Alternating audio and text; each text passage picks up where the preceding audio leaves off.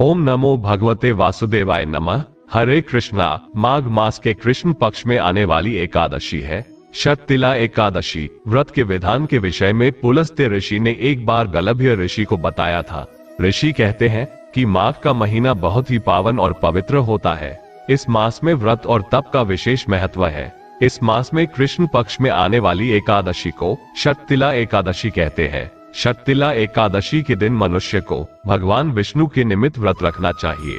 व्रत करने वाले भक्तों को गंध, पुष्प, धूप, दीप, तांबूल सहित विष्णु भगवान का षोडशोपचार पूजन करना चाहिए। इस एकादशी के दिन तिलों का 6 प्रकार से प्रयोग किया जाता है। पहला तिल स्नान, दूसरा तिल का उपटन, तीसरा तिल से हवन, चौथा तिलों का तर्पण, पांचवा तिल का भोजन और छठा तिलों का दान। ये तिल के 6 प्रकार है। इनका प्रयोग करने के कारण ही यह एकादशी शततिला एकादशी कही जाती है। इस व्रत को करने से अनेकों प्रकार के पाप नष्ट हो जाते हैं और ऐसे भक्त को अंत में बैकुंठ धाम की प्राप्ति होती है। शततिला एकादशी का व्रत घर में सुख शांति देने वाला माना गया है। आज के दिन यदि संभव हो तो उपवास करके तिलों का दान अवश्य करें। एकादशी के दिन व्रत रखकर द्वादशी तिथि को शुभ मुहूर्त में व्रत का पारण करने से ही व्रत का पुण्य फल प्राप्त होता है। द्वादशी तिथि के दिन तिलों का अन्न, धन, वस्त्र और फल, शाक सब्जी का दान करना शुभ फलदायी रहता है। तो अब जानिए साल 2024 में रहने वाली शततिला एकादशी की तिथि और शुभ मुहूर्त के बारे में। साल 2024 में 6 फरवरी मंगलवार के दिन एकादशी का व्रत रखा जाएगा। एकादशी तिथि प्रारंभ होगी 5 फरवरी सोमवार की शाम 5:26 से और समाप्त होगी 6 फरवरी मंगलवार की शाम 4:07 पर। सोमवार के दिन दशमी तिथि के नियमों का पालन किया जाएगा और उदया तिथि के अनुसार 6 फरवरी मंगलवार को केवल एक दिन ही एकादशी का व्रत रखा जाएगा। मंगलवार को सूर्योदय होगा सुबह 7:08 पर, सूर्य अस्त होगा शाम 6:12 पर। अभिजीत मुहूर्त रहेगा दोपहर 12:18 से 1:02 तक। अभिजीत मुहूर्त के समय आप अपनी मनोकामना पूर्ति के लिए भगवान विष्णु की आराधना या मंत्रों का जाप कर सकते हैं। राहु काल दोपहर 3 बजे से 4:30 बजे तक रहेगा, जो कि अशुभ मुहूर्त माना जाता है।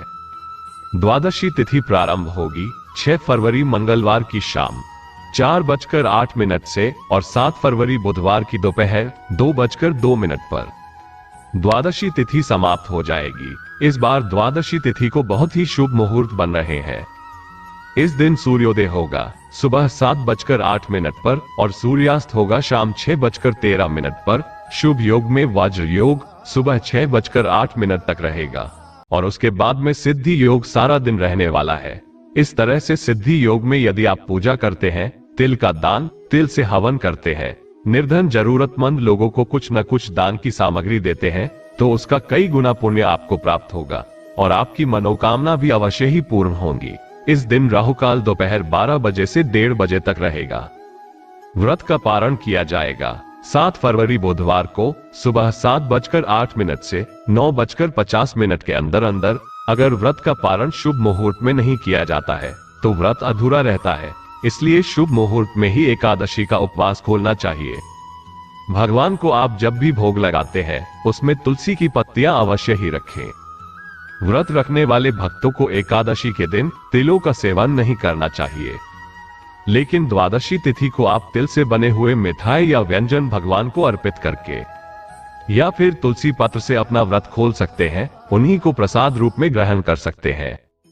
इस बार क्योंकि द्वादशी तिथि जिस दिन एकादशी व्रत का पारण किया जाएगा, बुधवार को उसी दिन प्रदोष व्रत भी रखा जाएगा। ऐसे में जो भक्त एकादशी के साथ साथ प्रदोष व्रत भी रखते हैं, उन्हें बुधवार को सुबह व्रत खोलते समय केवल फलों का ही सेवन करना चाहिए, नमक का सेवन नहीं करना चाहिए। और उसके बाद आप एकादशी व्रत का पालन करते ही प्रदोष व्रत के नियमों का पालन भी कर सकते हैं। दोनों ही व्रत आप एक साथ रख सकते हैं। ऐसे में शाम को प्रदोष व्रत में आप जिस प्रकार का भी फलाहार या अन्न ग्रहण करते हो वो आप ग्रहण कर सकते हैं। द्वादशी तिथि को भी शुद्ध सात्विक भोजन ही करना चाहिए।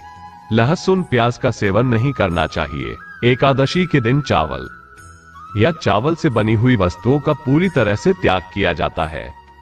लड्डू गोपाल जी यदि आपके घर में है तो उन्हें भी आप चावल या चावल से बनी किसी भी वस्तु का भोग न लगाएं।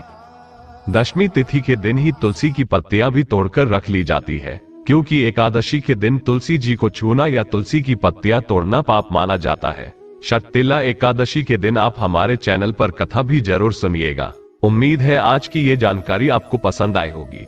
अगर आपको ये वीडियो अच्छी लगी हो तो प्लीज वीडियो को लाइक जरूर कीजिएगा और आपके अपने चैनल राम राम जी को सब्सक्राइब करना मत भूलना। मिलते हैं अगली वीडियो में, तब तक के लिए राम राम जी।